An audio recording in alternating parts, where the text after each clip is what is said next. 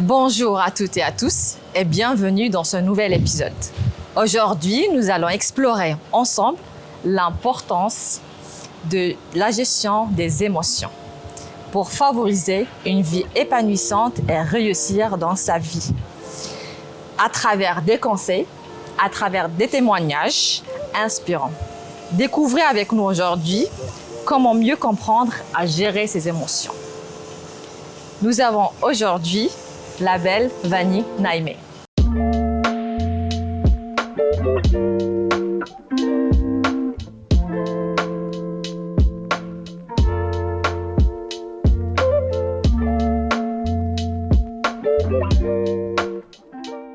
Bonjour Vani, bienvenue parmi nous. Merci. Est-ce que tu peux te présenter?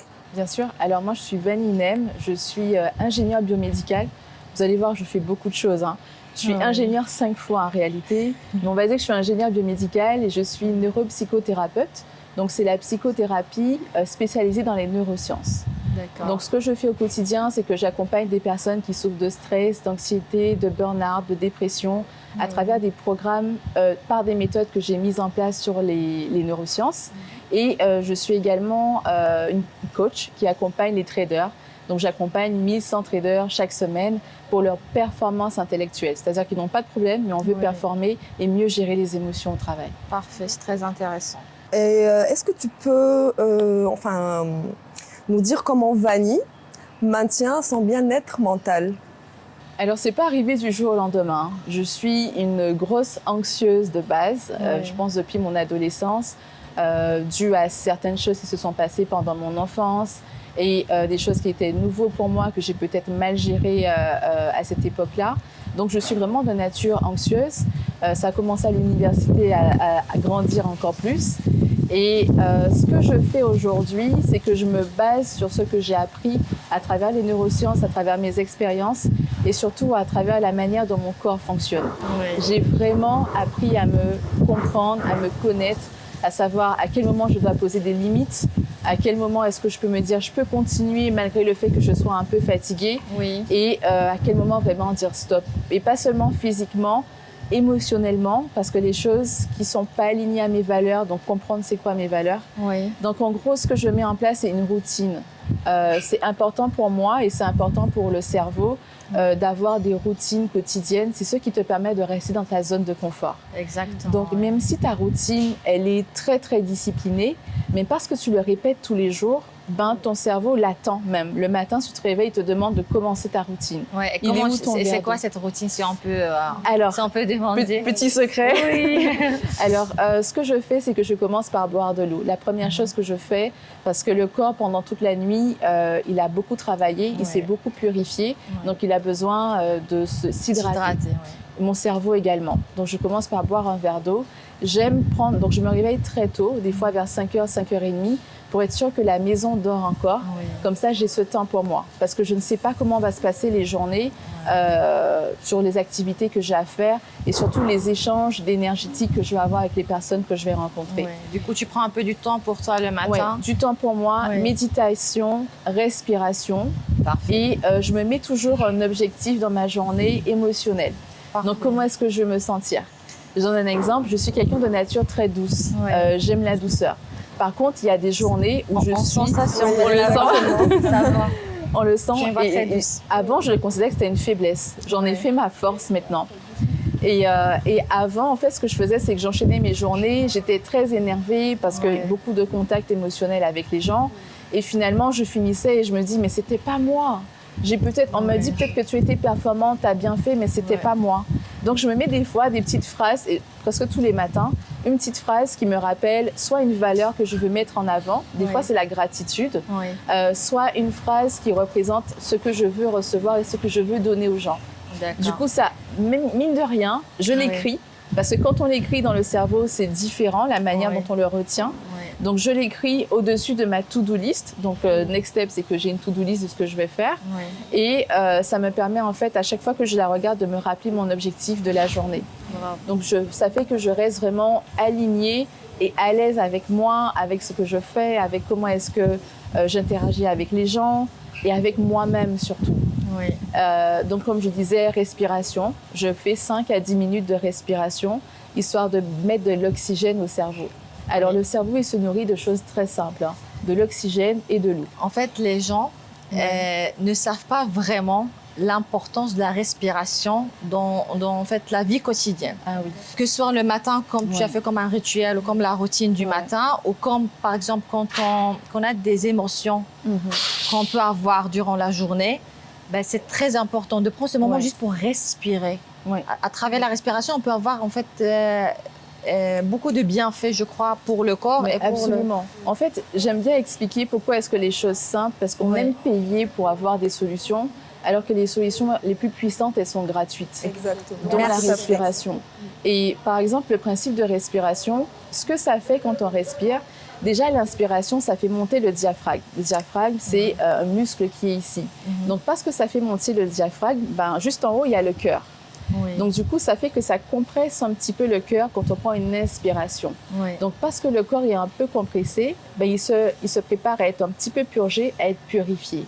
Et quand on expire, on déclenche le système parasympathique qui est au niveau du cerveau, parce que quand on fait monter, c'est la pression et une tension qui monte jusqu'au niveau du cerveau. Ici, on a une glande qui va être aussi un peu compressée. Et par l'expiration, pour ça on a une expiration longue et profonde, c'est là que le système parasympathique, toutes les hormones de bonheur se déclenchent parce qu'on a purifié. Donc, des fois, on se demande même... on a une journée compliquée. Quand on est en train de conduire dans les embouteillages, par exemple, on en parlait tout à l'heure, mais on ne se rend pas compte, mais on est en apnée. On ne respire pas parce qu'on est sur le qui-vive. Et parce que le cerveau est occupé à donner toute son attention à la vue, parce que c'est beaucoup d'énergie de tout regarder, mais il met les autres regards en pause. Donc quand on conduit, par exemple, on ne digère pas. Parce que l'énergie doit être sur le sens de la vue. Ah, d'accord. Alors, en fait, c'est comme si le cerveau... il donne la priorité à la chose la plus importante dans le moment qu'on vit. C'est exactement ça. Quand on mange, par exemple, c'est le stomac, mais quand on conduit, c'est la vue. Si, par exemple, qu'est-ce qu'on peut dire? Si on fait de la poterie, ça va être vraiment au niveau des mains. Si je sais que je suis au jardin et qu'il a... ça détend également. Si on sait que, par exemple, j'ai un objet tranchant dans la main, ben, l'attention va être vraiment sur les sens, sur le toucher. Parce que le cerveau, mine de rien, c'est un organe qui est à l'intérieur dans une boîte noire. Il n'a aucune idée de c'est quoi à l'extérieur. C'est pour ça qu'il a mis des neurotransmetteurs partout sur le corps pour sentir c'est quoi à l'extérieur. Pour avoir de l'information, qu'est-ce qui se passe. Et du coup, quand on lui donne une information avec la vue, s'il se sent en sécurité, ben, il te met des hormones de bonheur.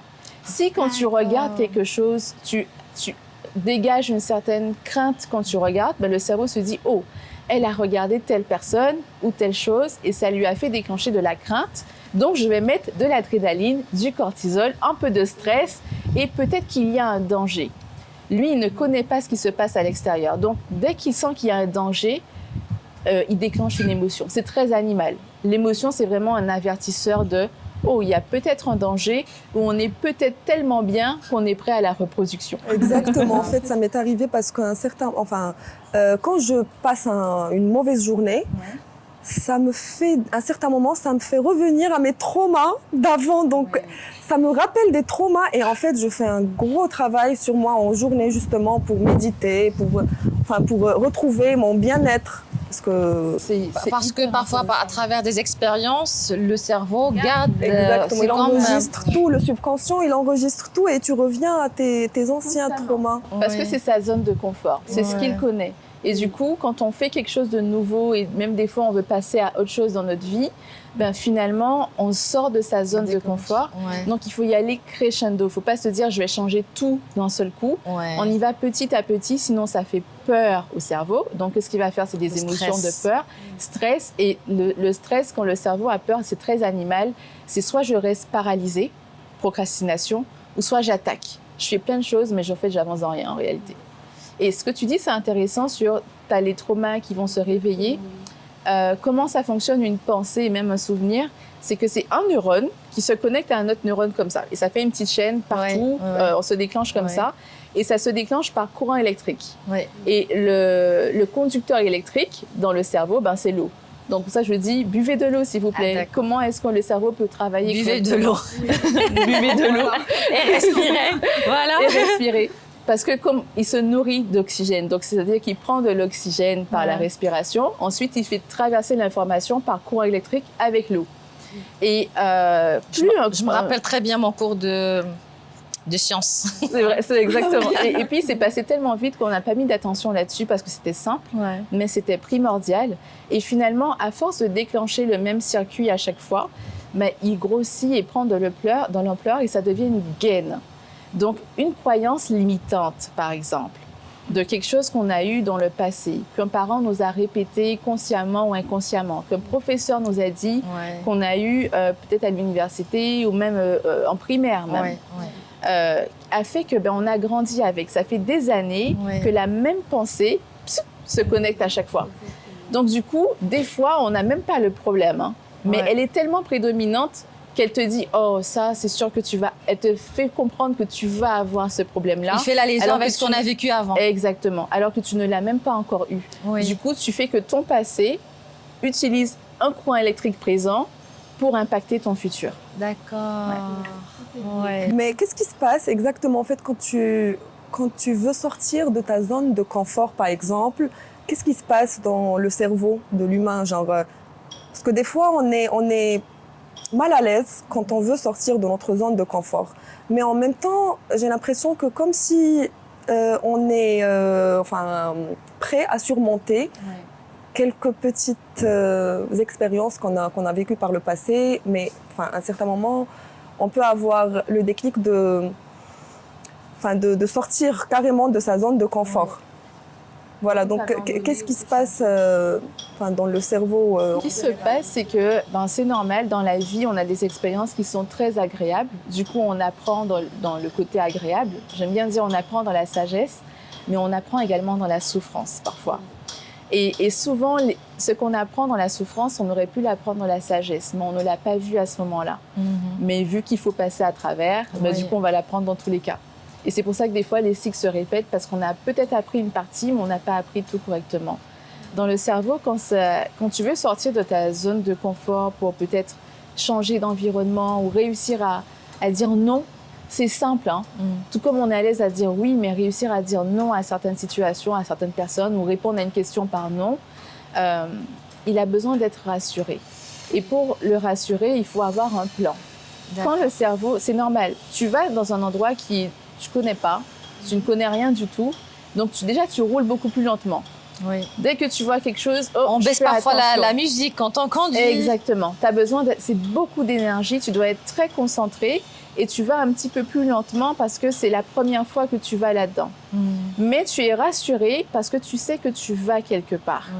Et souvent, et trop souvent dans la vie, on avance sans avoir de vision.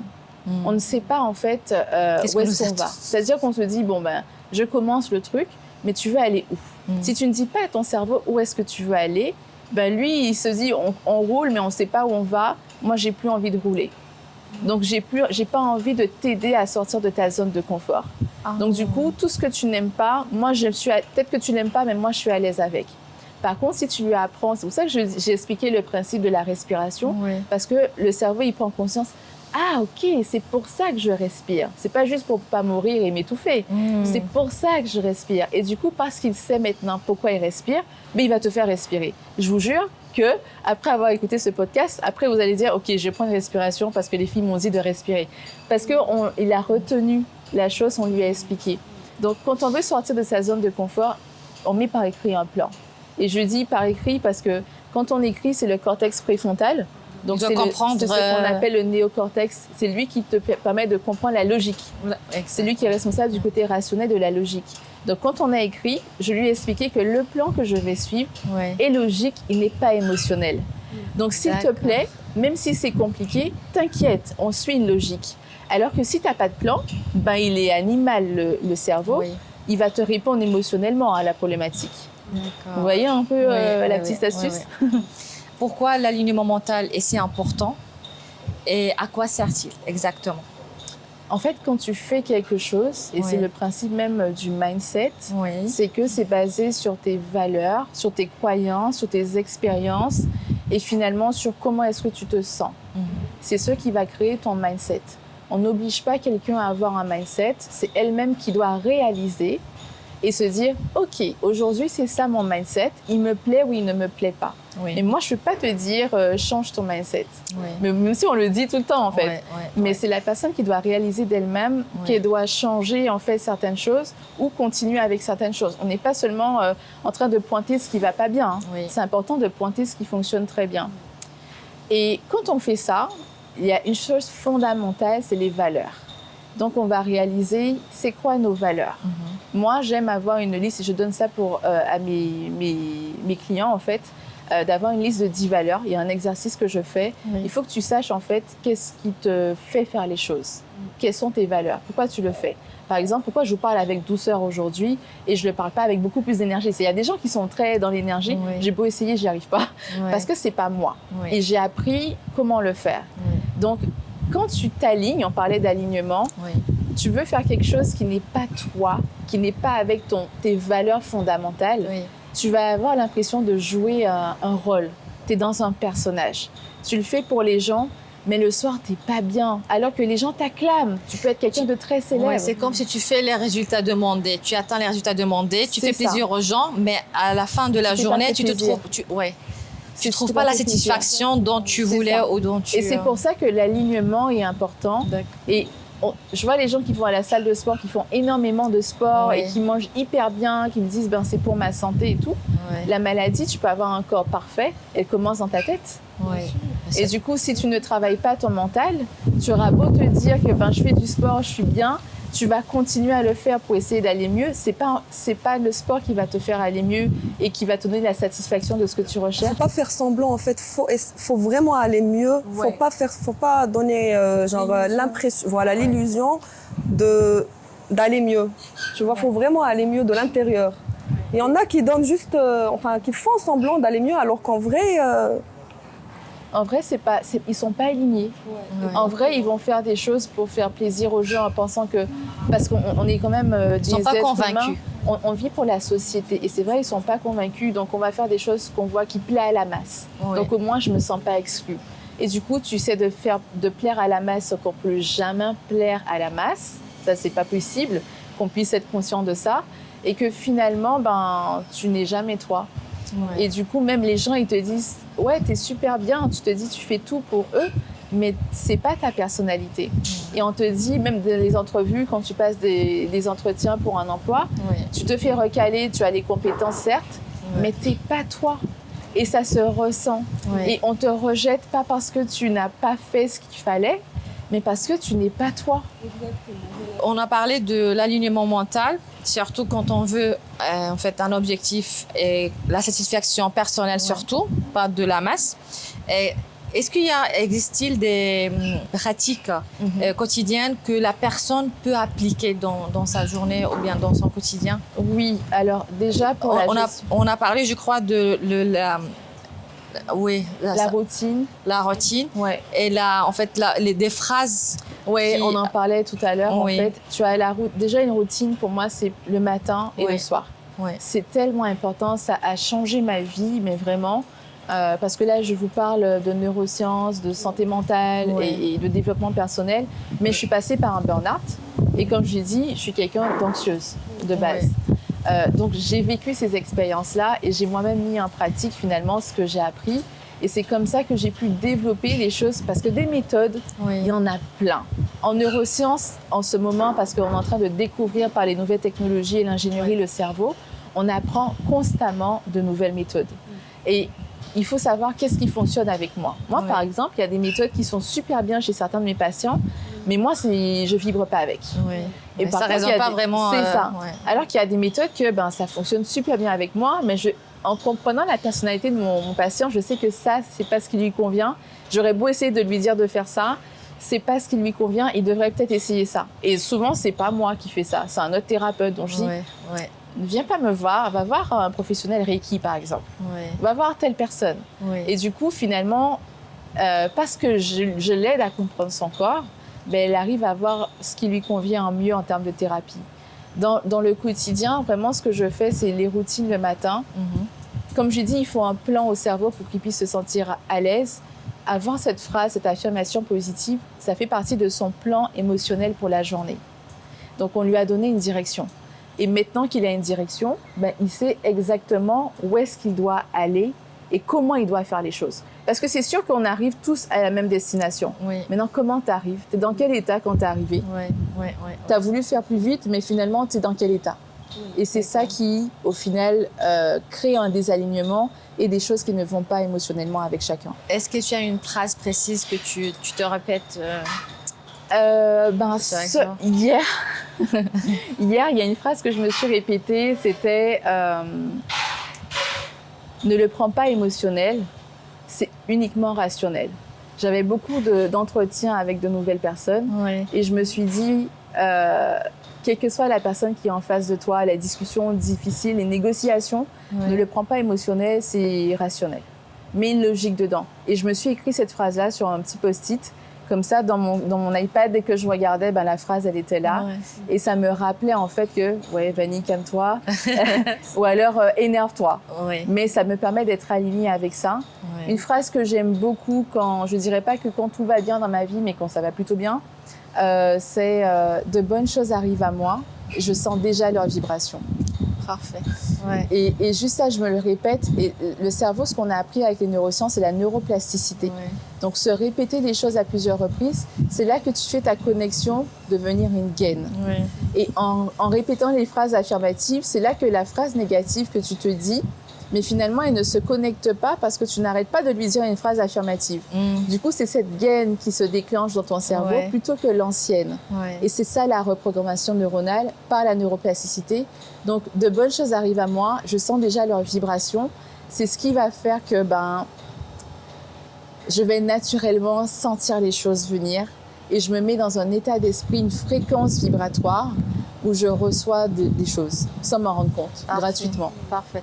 Moi, en fait, il y a une phrase de Louise Hay que je répète de temps en temps, mais je dois me répéter ça assez souvent. C'est tout est bien. En fait, tout est bien dans mon univers et tout ce qui se passe autour de moi, c'est pour ma faveur. Alors, j'essaye quand je vois parfois les choses ne vont pas comme je veux, j'essaie de non, calme-toi, tout ce qui se passe, c'est en ta faveur. En fait, je me rappelle à moi-même, j'essaie de dire cette affirmation souvent. C'est tellement une belle affirmation. Il y a Paulo Coelho qui dit aussi l'univers conspire contre toi. Oui, exactement. On en parlait, on a parlé de ça dans le self-love, je crois, ou l'énergie, je pense. Le premier, non, c'était le Vision Board, je crois. Deuxième épisode. Oui. C'était le deuxième épisode, exactement. Je l'aime beaucoup. Et ces phrases-là, on a beau le donner à quelqu'un, il faut que la personne elle-même choisisse sa phrase. Et c'est la même idée, mais c'est la manière de le dire qui correspond à chacun. Exactement.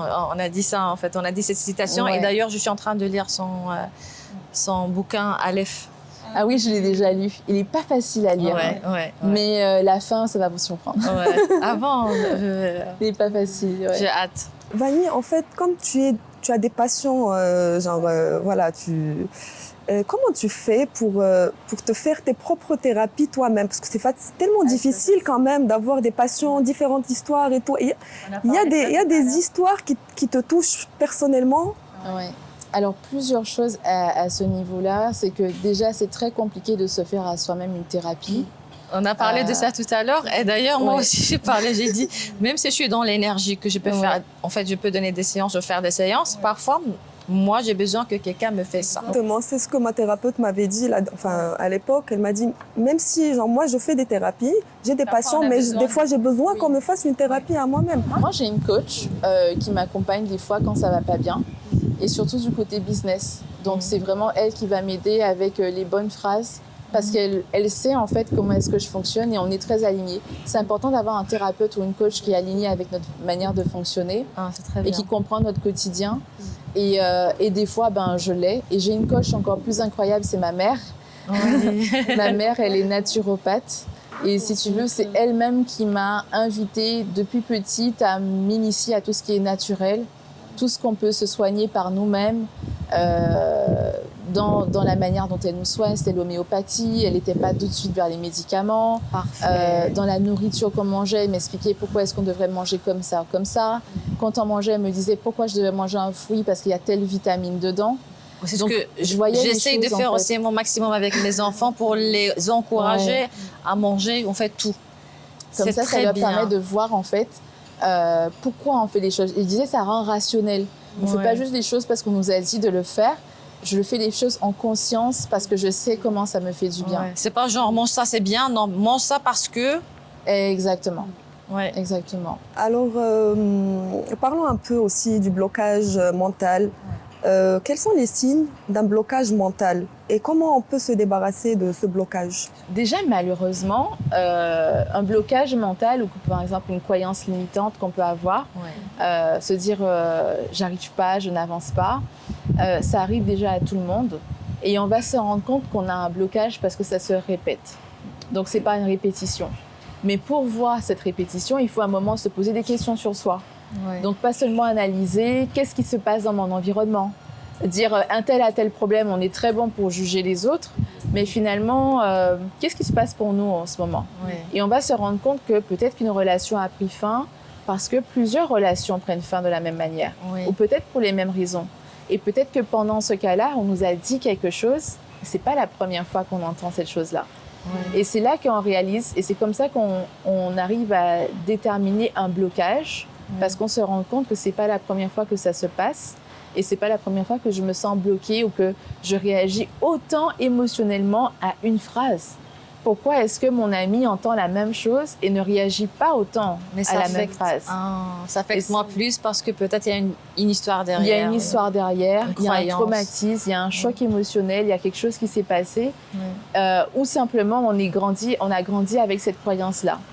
J'allais te demander aussi ça parce que les enfants de 0 à 6 ans, à 7 ans, tout ce qu'on dit, ça part directement dans l'inconscient, je crois. Exactement, parce que le cerveau est en cours de formation.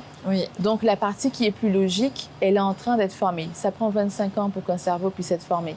Ah bon? Ouais, jusqu'à 25 ans, le cerveau... Donc des fois, on prend des décisions qui sont très importantes dans notre vie, comme le mariage, un choix de carrière. Ce que je trouve absurde de faire un choix de carrière avant 25 ans, parce que on nous oblige à le faire dans le cursus pédagogique, mais ton cerveau n'est même pas fini d'être formé. Donc, exactement. C'est pour ça qu'on est difficile maintenant à prendre des décisions qu'avant. Avant, on n'est plus partant, on n'est plus... Parce qu'on découvre. Maintenant, en fait, on calcule bien les pas avant. Alors, on a toujours de la chance avec les enfants de reprogrammer leur cerveau. Et même les adultes, c'est assez rapide. Hein. Donc, généralement, par la neuroplasticité, et ça, c'est vraiment les neurosciences qui mettent ça en lumière, 21 jours avec une nouvelle habitude. Et on dit 21 affirmation jours, aussi, mais attention, ça peut être de 21 à 252 jours. Ah, d'accord. Ça dépend de quelle est l'émotion que tu mets et pourquoi est-ce que tu veux changer cette habitude. Et à quel point tu crois. C'est ça. À quel point tu souhaites justement en faire ton mindset parce que ça devient une croyance, cette nouvelle habitude. Et du coup, si tu le fais par obligation, mais que tu ne le vibres pas, tu peux aller jusqu'à 252 jours. Tu peux aller jusqu'à 18 jours. Ça peut être très, très rapide pour toi d'avoir cette nouvelle habitude, mais pour qu'elle reste vraiment, on se dit en moyenne 21 jours. Et c'est pour ça que je lui dis des fois à certains de mes patients, si tu sens que tu n'en as pas envie, vaut mieux qu'on arrête parce que finalement, tu vas investir énormément dedans et c'est pas idéal. D'accord. C'est pas idéal. Oui, merci.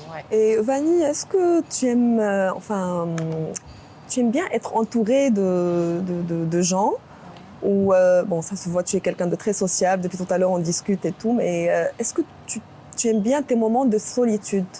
Alors, tu vas être très surprise, je suis extrêmement introvertie. C'est vrai? Ah bah ça se voit pas du tout. Même que, par exemple, me dire que j'accepte d'aller à un endroit et tout, vous n'avez pas l'idée, l'effort, le challenge que ça me demande de me dire je vais sortir de la maison, je vais voir des gens et tout, alors que tu me dis que ça se voit pas. Bah oui, depuis tout à l'heure on discute avec Sophia. C'est vrai. Tu choisis les gens avec qui... Je choisis les gens. L'énergie. Je choisis les gens. L'énergie, on s'entend très bien, donc je discute très bien. Mais s'il y a d'autres, ça peut être avec d'autres personnes, je vais être la personne qui est présente. Donc je suis énormément dans l'écoute. Ça, c'est vraiment des formations professionnelles. Mais je vais pas parler. Je vais rester, je vais écouter, je vais pas parler. Tu observes. Parce que ça me demande beaucoup d'énergie. Quand je finis certaines journées, j'ai vraiment besoin d'être, toutes les journées en fait. J'ai besoin d'être isolée, seule. C'est pour ça que je prends mon temps le matin, parce que je ne sais pas comment va être ma journée, combien de personnes je vais rencontrer et quel type d'énergie que je vais croiser. Donc je sais que ce matin, j'ai pris le temps pour me ressourcer. Je suis prête à vider dans la journée. Et je suis très introvertie. Ça se voit pas, mais même quand j'ai commencé à étudier, J'étais dans un pays qui était différent, avec une culture différente, c'était au Canada. Et je ne parlais pas aux gens parce que je suis introvertie, au point où je disais bonjour et on ne m'entendait pas. Donc ce que j'ai fait, c'est que j'ai été voir un magasin de chaussures et j'ai dit je voudrais s'il vous plaît travailler. Ils m'ont dit à quel poste, j'ai fait je veux juste faire l'accueil. Du coup j'étais à l'avant et je disais les promotions, mais je devais quand même parler assez fort pour qu'on m'entende parce que je suis très introvertie. Tu as travaillé sur son point faible. J'ai travaillé, c'est ça. Bravo. Donc je me suis dit que dans mes ambitions, c'est quelque chose que j'ai besoin parce que toutes les personnes qui ont atteint ce niveau d'ambition, je vois qu'ils le sont. Ouais. Donc j'ai tout intérêt à le travailler. Et finalement, c'est devenu une part de moi, de ma personnalité que je refoulais certainement à l'époque et qui a explosé. Et voilà. Bravo, c'est bien. Est-ce qu'à travers la méditation, la prière ou quelques pratiques, on peut se débarrasser de ce blocage? Il y a des thérapies, il y a...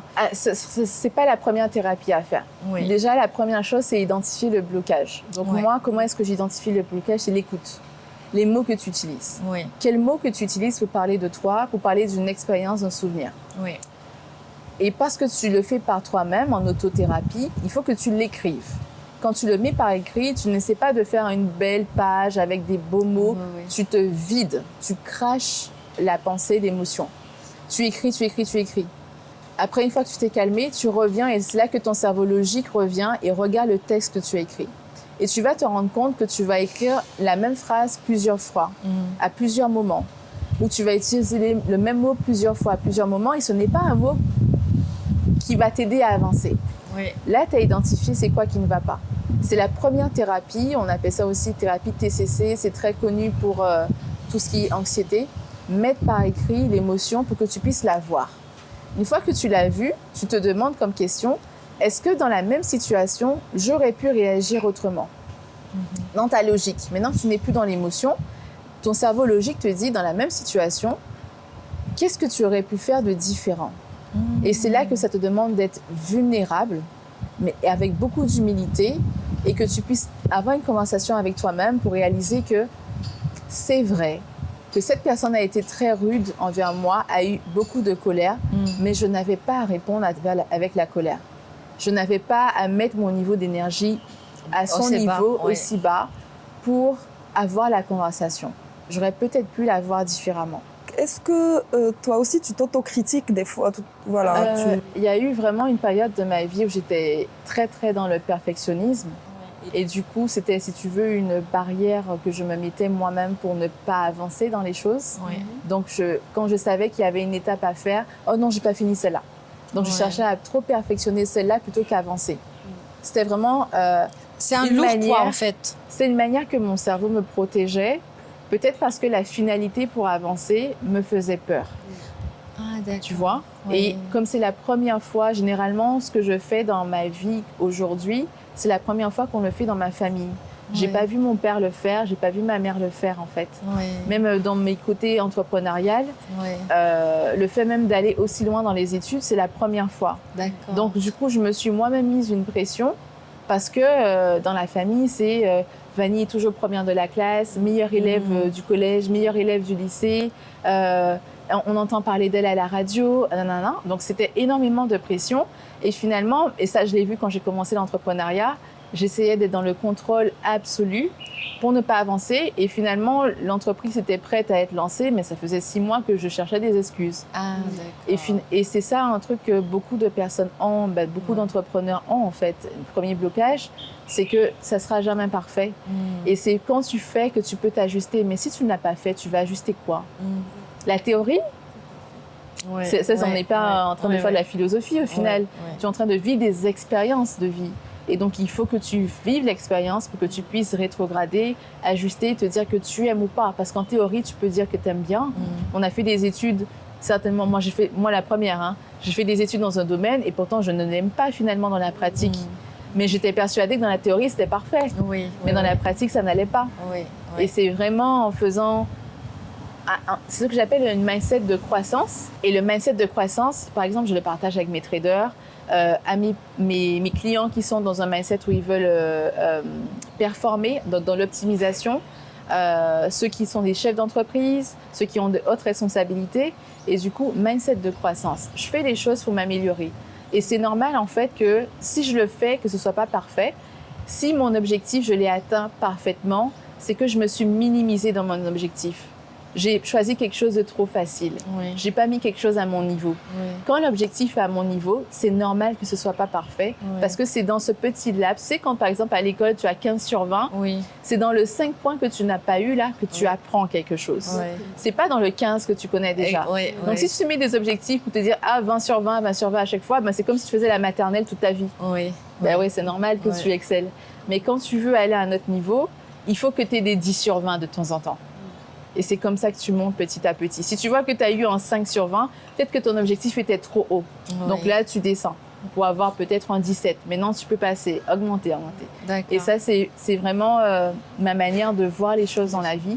Et c'est comme ça que j'avance. Et ça fonctionne Tu super. te challenges toi-même. Ouais. Et petit à petit, on Et commence par... d'ailleurs, le fait de se challenger soi-même et de se poser des questions, c'est très humain. L'animal n'a pas ça. Je parlais du néocortex qui est en avant, on dit, ça veut dire nouveau cortex en réalité. Ça a été développé assez récemment et c'est ça qui permet de faire un feedback, savoir mais qu'est-ce qui s'est passé hier qui ne me convient pas. Ton chien, il fait pas ça. Il refait la même connerie. Tout ce qu'il se rappelle, c'est peut-être le traumatisme émotionnel quand tu lui as dit non. Pas du tout. Voilà. Mais sinon, il se souvient, il se fait pas de j'ai fait ça, j'aurais peut-être pas dû faire ça. J'ai pensé à ça l'autre fois. J'ai dit, mais à chaque fois qu'il va à la piscine pour se mouiller, je lui dis non, ici que je vais m'énerver, mais il va recommencer, il va refaire. Parce qu'il aime te voir dire non. Tout simplement. Une question, comment on peut retrouver un équilibre intérieur et s'aligner avec soi-même? Donc je disais vraiment, moi, ce que je dirais, c'est vraiment connaître ses valeurs. Et il y a un truc qu'on n'a pas parlé, c'est le côté spiritualité. C'est essentiel pour moi. La limite de ce qui est physique, c'est énergétique. Je suis une fan de physique quantique. Et tout ce qui est énergétique, finalement, ça vient d'une source quelque part. Oui. Donc c'est à nous de déterminer où est-ce on choisit la source. Tu peux me dire que ça vient de la nana qui est juste ici, c'est pas grave. Mais tant que dans ta tête, tu sais qu'il y a une source quelque part très très puissante qui fournit l'énergie constamment, un peu comme le soleil, on peut le voir comme ça, qui fait pousser les plantes, ça te permet d'avoir un très bon équilibre dans ta vie. Donc si j'ai quelque chose à rajouter que je n'ai pas dit, c'est vraiment le côté spirituel. Parce que moi, je peux t'aider dans tes relations humaines. Je peux t'aider à orienter tes relations énergétiques. Mais je ne décide pas de l'énergie que tu vas recevoir. Et ça, c'est spirituel. C'est une expérience personnelle que chacun explore par lui-même. Et qu'il doit explorer. Pour avoir un équilibre déjà. Parce qu'on a parlé de ça l'autre fois dans l'épisode de l'énergie, que le monde est devenu tellement matérialiste qu'on oublie le côté spirituel. Et du coup, quand on trouve vraiment, en fait, même si notre business va bien, même si tout va bien, on trouve qu'on a un vide. Oui, c'est ça. À l'intérieur. Ce vide, il ne peut pas être complet. Ou si on n'a pas une connexion avec le créateur ou spirituel. En fait, peu importe. Je prends un exemple de physique quantique, et je ne vais pas aller trop loin dessus. C'est que moi, dans l'ingénierie biomédicale, on est vraiment dans la physiologie. Donc le biomédical, la biologie cellulaire, moléculaire, atomique. Donc on sépare au maximum en fait. À un moment donné, tu ne peux pas séparer le physique. Parce que, comme les neurones, ça se connecte, il y a un courant qui est énergétique. Tu ne peux pas le toucher, tu le ressens, mais tu ne le touches pas. Et une énergie, c'est un peu comme une émotion. D'ailleurs, émotion, c'est energy in motion. Ça vient du latin emore, qui te permet en fait de comprendre l'énergie qui passe. Donc, si tu restes uniquement sur les conséquences physiques, ton muscle qui te fait mal, ton nerf qui te fait mal, tu ne viens pas sur la source de ton problème qui est énergétique. Et c'est là que tu réalises... qui peut être aussi émotionnel. Et qui, bien sûr, est émotionnel. Et du coup, finalement, cette cellule, quand elles sont séparées au maximum et qu'il y a un courant d'énergie, qui a dit dans notre ADN, parce que c'est le même ADN dans toutes nos cellules, qui a dit à cette cellule de devenir une cellule de cœur et pas une cellule de foie? Par exemple. C'est là que tu commences à te dire, mais en fait, si c'est exactement la même chose, parfaitement la même chose, pourquoi lui, il est devenu une cellule de foie et pas une cellule de cœur? Pourquoi j'ai pas un œil qui a pris cette taille-là et un autre qui est devenu tout petit? Une intelligence il y a eu derrière. un équilibre. Il y a une intelligence derrière, énergétique. Donc, le principe de spiritualité, je sais pas par quel mot on devrait le dire aux gens pour qu'ils puissent comprendre l'importance d'avoir une routine spirituelle. Ça, c'est la partie que je n'ai pas dit. D'avoir une routine spirituelle et d'avoir une source énergétique quelque part pour alimenter notre bien-être mental et qui sera assurément un bien-être physique. Je commençais à me réveiller vraiment tôt aussi le matin pour avoir ce moment pour moi. La prière, la méditation, la respiration et de l'eau. Je commençais vraiment à faire ça. Et ce qui manque parfois, c'est l'affirmation. Parfois, j'ai le temps de dire les affirmations. Parfois, c'est juste des messages de gratitude. Mais tu sais, tu n'as pas à t'en vouloir si ta routine n'est pas parfaite ou que tu n'arrives pas à la suivre tout le temps. Surtout nous, les femmes, en fait, on a un système hormonal qui est mensuel. Donc, ça se peut que tu as une partie du mois que tu n'as pas envie. Je suis désolée, mais me réveiller à 5 heures de temps tous les jours, peut-être que des fois, non. C'est pas grave, en fait. L'idée, c'est de tenir 21 jours pour que ça reste dans ton subconscient.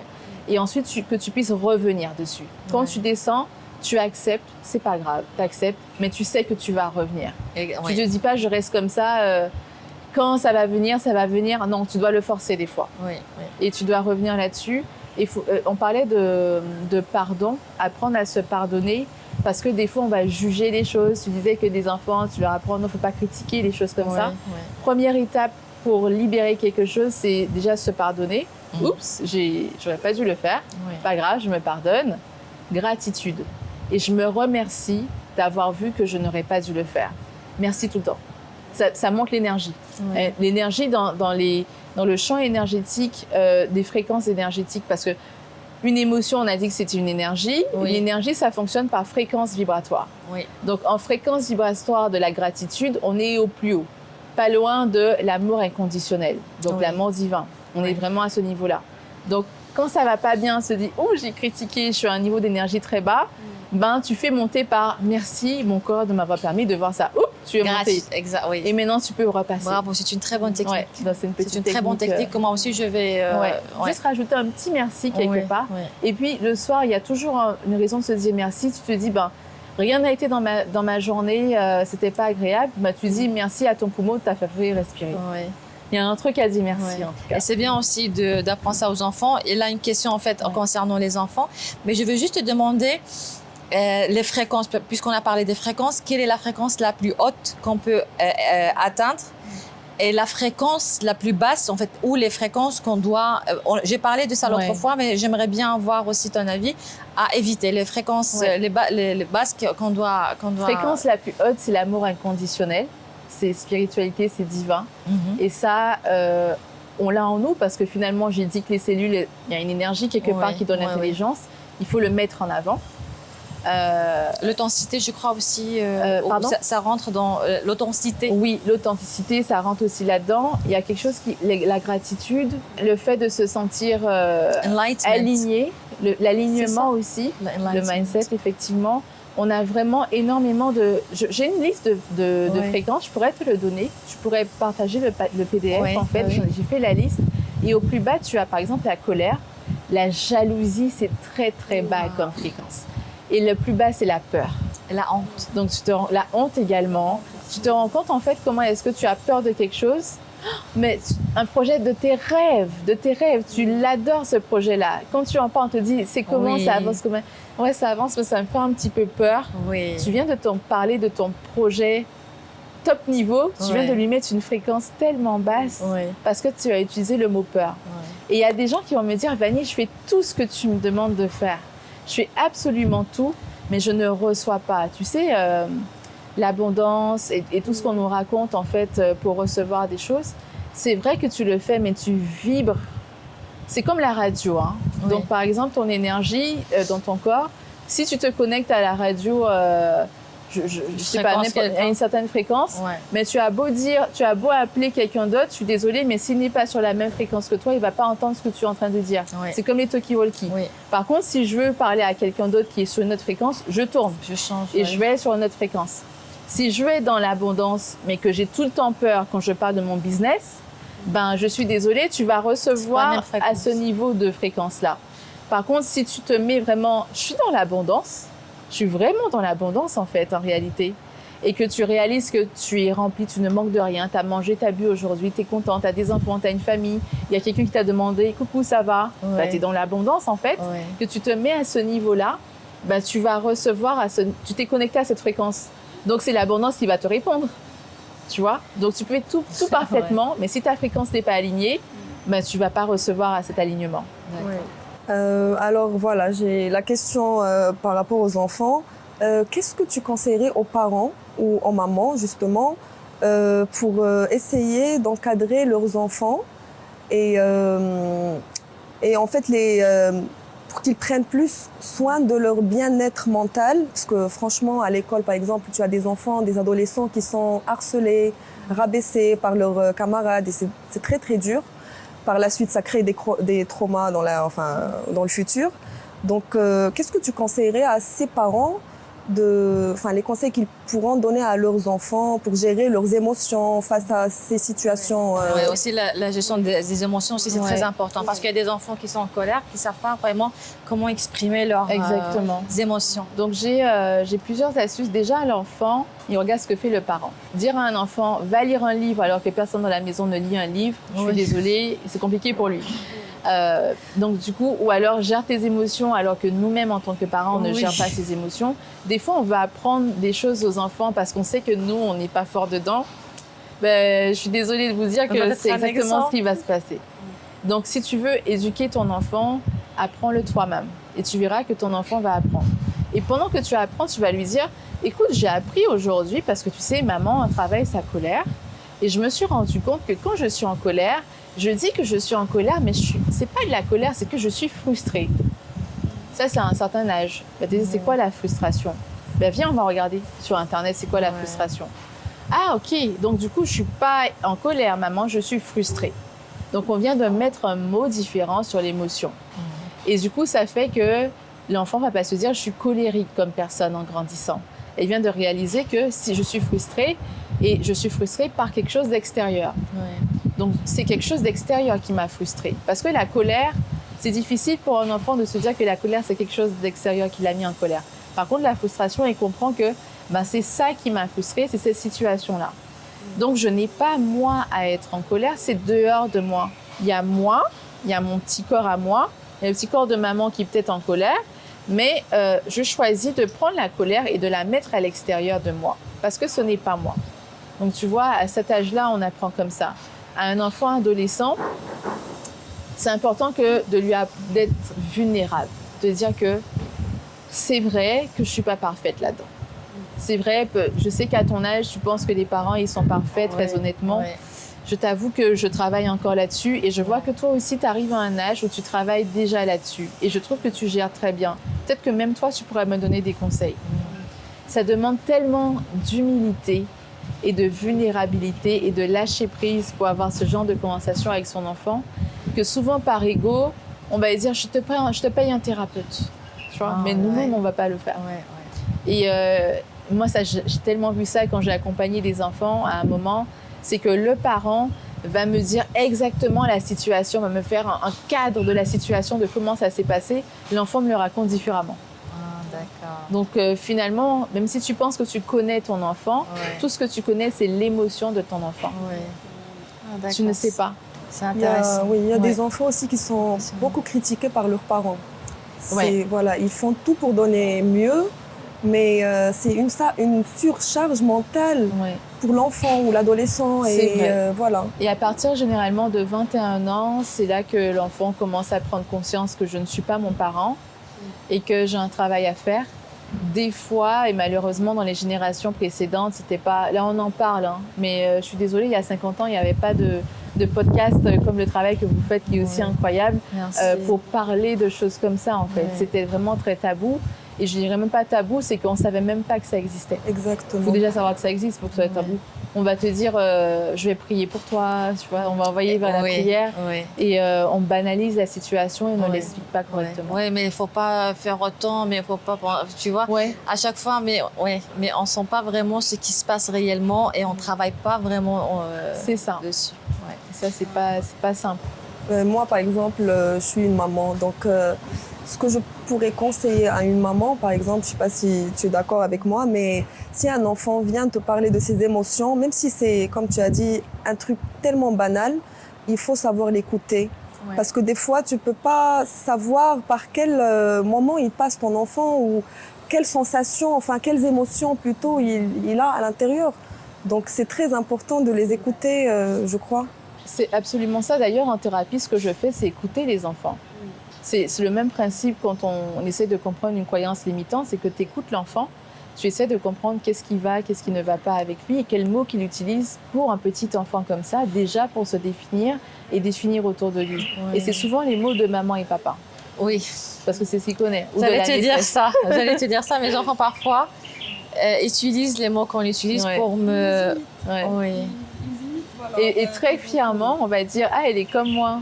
Ouais. Et moi, trop souvent, j'ai des adultes qui me disent, dans ma famille, on est tous colériques. Oui, mais c'est pas génétique. Hein. Oui, tout à fait. Donc, tu m'en parlais la dernière fois. C'est pas quelque chose de génétique. Donc, ouais, ils sont tous colériques. Tu peux faire le choix de ne pas être colérique. Et d'ailleurs, en tant qu'adulte, j'aime dire tout le temps, prenez la responsabilité de l'humain que vous êtes. Donc, prends la responsabilité du fait que tu as choisi que dans cette vie-là, tu es quelqu'un de colérique. Je t'ai mis dans des situations où effectivement tu aurais pu l'être. C'est ce que tu as vu. Mais tu dois, surtout en 2025, réaliser que par tout ce qu'on entend, c'est pas la bonne réponse. Parce que j'ai déjà fait 70 000 fois dans ma vie et ça m'a 70 000 fois mené au même résultat. Et je me plains de l'avoir fait 70 000 fois. Et si aujourd'hui, pour la première fois, il pétait un plomb devant moi et que je m'asseyais, que je disais, je suis désolée. Aïe, aïe, aïe. Ça, c'est quelque chose qui est très compliqué.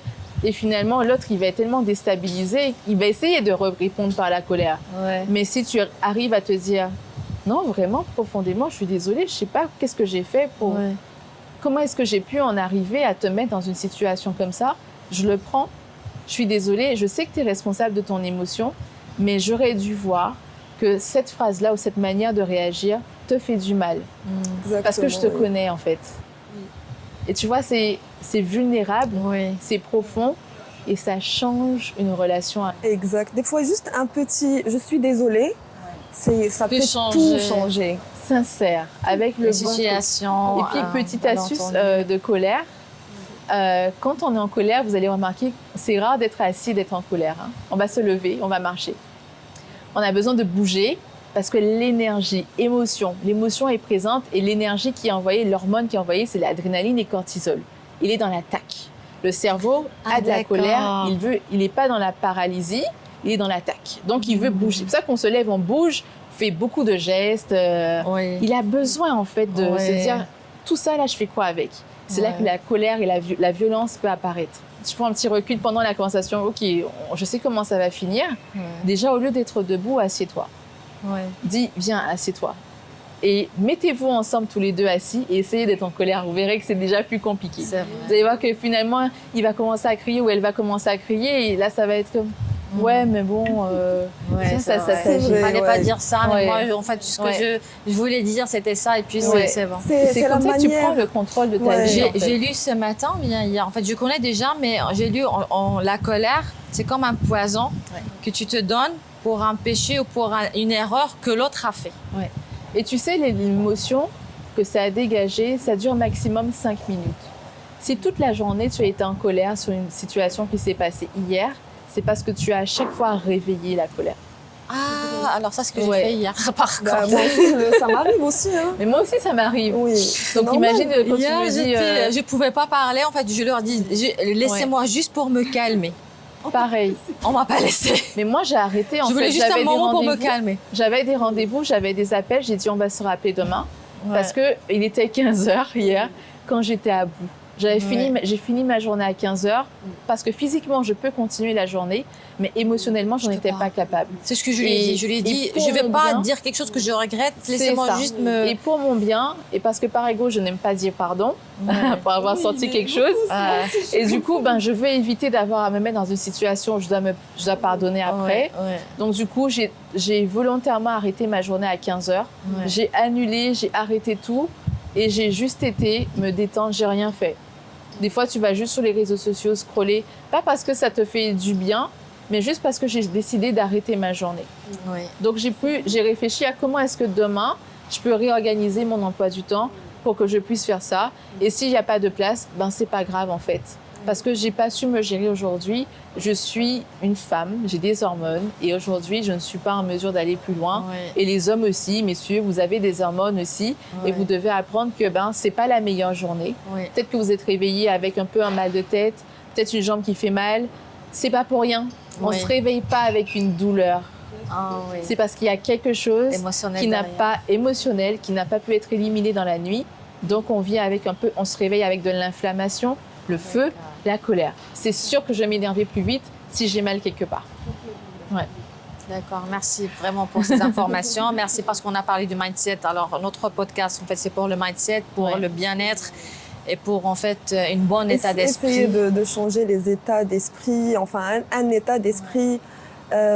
Voilà, on veut avancer dans la vie, on ne veut pas reculer, on est en 2025, donc vraiment...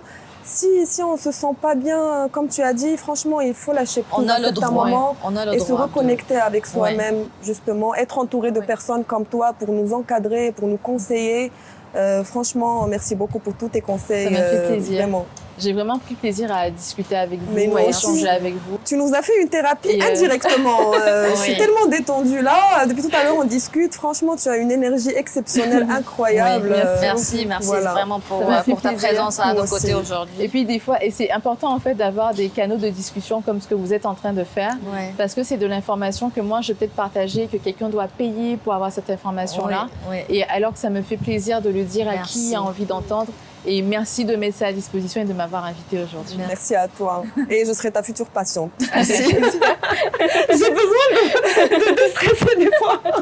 Avec plaisir. Avec les embouteillages que je vis, franchement. En tout cas, merci. On résume à peu près le bien-être mental, la gestion des émotions et le bon état d'esprit favorise la paix et l'harmonie intérieure. Elle permet ainsi de surmonter les obstacles mentaux et atteindre les objectifs.